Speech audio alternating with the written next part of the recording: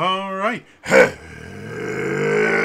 again, adventurers, and welcome to another exciting daily vlog. This is daily vlog number 280, I think 7 we're on, something like that. Sounds about right. So, today, Humble Bundle is done again. This is what, the third video I've made like this recently. And the reason that I keep making these videos, to be blunt, is being someone like me, meaning someone that is very, very into tabletop RPGs in general, is expensive. Your average core book will run you anywhere between 40 and 60 bucks. Your average supplement will run you anywhere between 20 and 40 bucks. Adventures themselves run 20 to 30 bucks a piece. It's a very expensive hobby. And that's if the only thing that you are buying for the hobby is the books themselves. If you are buying terrain, if you are buying miniatures, if you're buying dice, if you're buying the things for online games like custom sprites or maps or anything like that. It's an extremely expensive hobby. It hasn't quite gotten to the levels of like Warhammer, but we're getting there. And so whenever I see a really good deal on an RPG system, I'm gonna let you guys know about it because I want people to be able to pick them out. I believe starting today, Humble Bundle has a Call of Cthulhu bundle. Remember that video I made yesterday where I talked about games that are definitely not D&D? Call of Cthulhu is definitely not D&D. I don't know about this version of Call of Cthulhu. I have played a version of Call of Cthulhu. It was one of the games that we ran during the hiatus between Campaign 1 and Campaign 2 of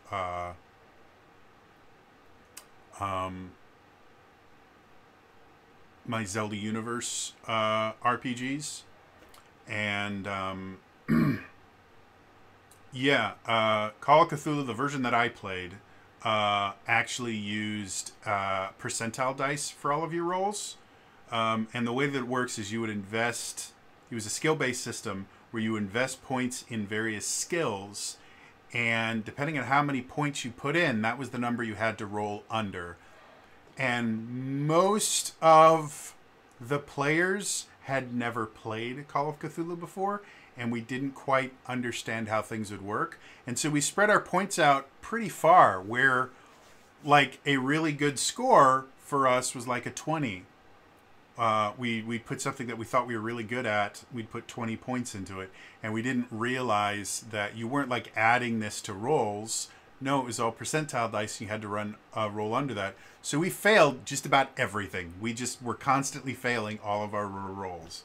But Call of Cthulhu, in and of itself, is an amazingly interesting system. If you're not familiar with the Cthulhu mythos and just kind of Lovecraftian horror in general, the entire idea behind Lovecraftian horror is there are certain things that are so alien and so terrifying that your brain can't even comprehend them.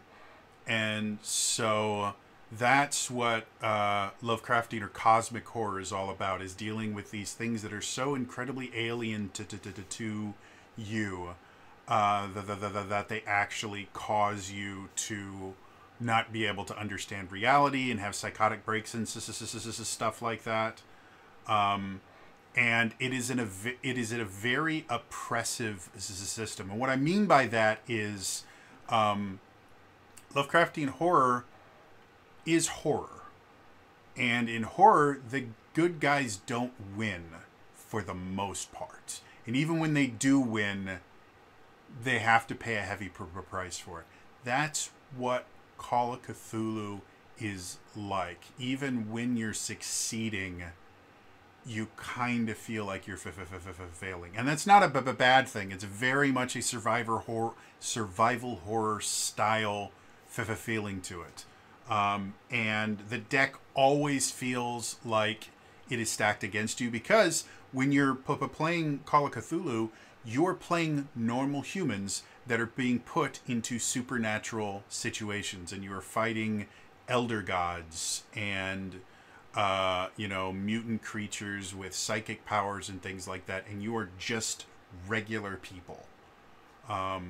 It is a nonsense amount of fun to play. If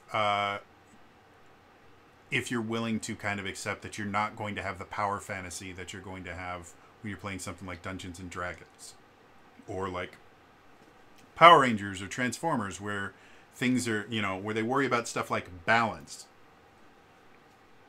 Balance really isn't a thing in Call of Cthulhu. You're basically just doing everything you can to survive to the end of it.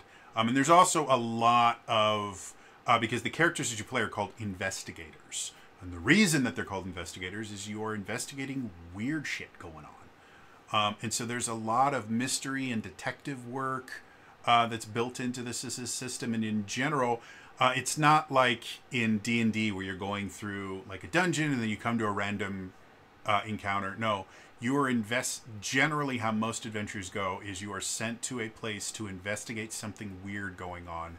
And as you slowly start piecing things together, you suddenly start discovering the supernatural aspects to it. So while combat is a thing that happens, it's not quite as much as a focus as it is in a lot of other tabletop RPGs like D&D and stuff like that, where combat is something that you're kind of expected to be doing absolutely regularly. Combat tends to be a last resort in Call of Cthulhu, because again, you're just normal people dealing with strange cosmic entities. If you are constantly going into combat with them, your character's just gonna die. So yeah, it's they have this Call of Cthulhu Encore bundle, and it comes with, and this is something I had to actually look up all this stuff because the descriptions they have here are not particularly great, but it does give you the what's it called? Investigator Handbook, which is basically kind of like the player's guide, but not really, because they also included in here is called the Keeper Rulebook. And the Call of Cthulhu Keeper Rulebook is effectively the core book. That's the Power Rangers RPG core book, or the G.I. Joe. That has all the rules that you need to be able to play, not only run the game, but also has all the player creation options itself. So if you're expecting something like, sorry, I've got like something on my glasses and it's driving me nuts. Is it on the front?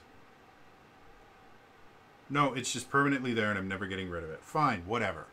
The Keeper Rulebook is effectively your core book, and the Investigator Handbook is additional character options and new rules for character creation.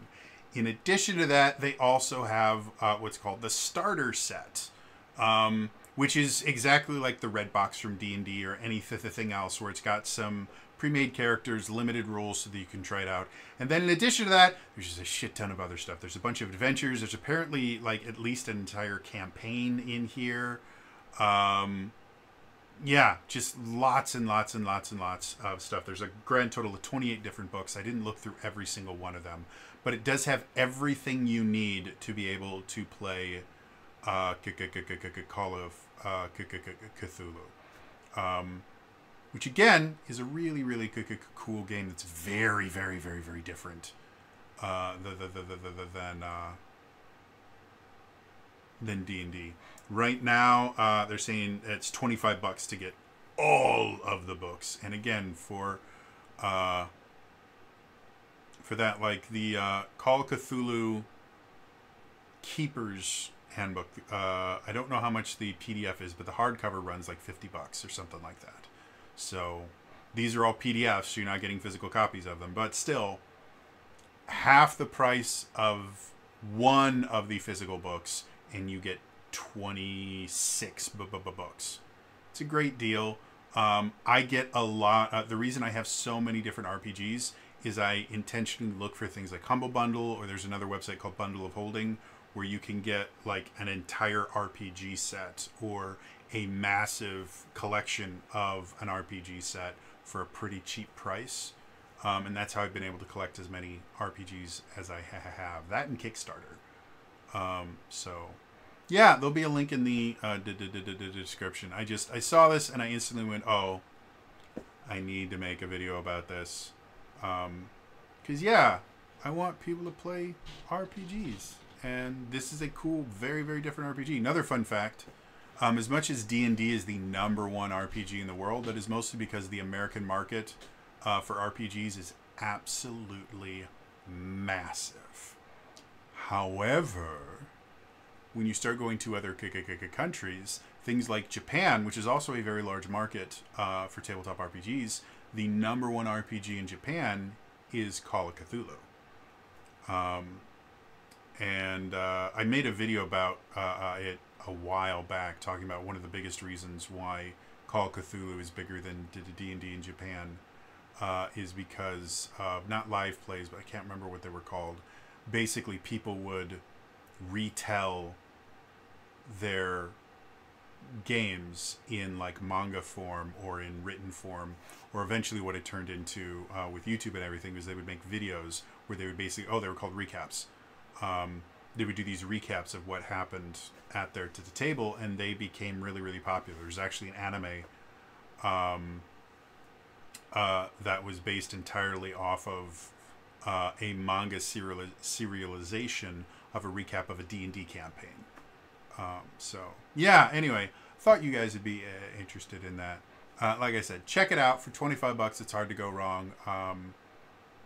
Yeah. Otherwise, it's going to be all for me today. I will see you guys next time. All right? Bye-bye.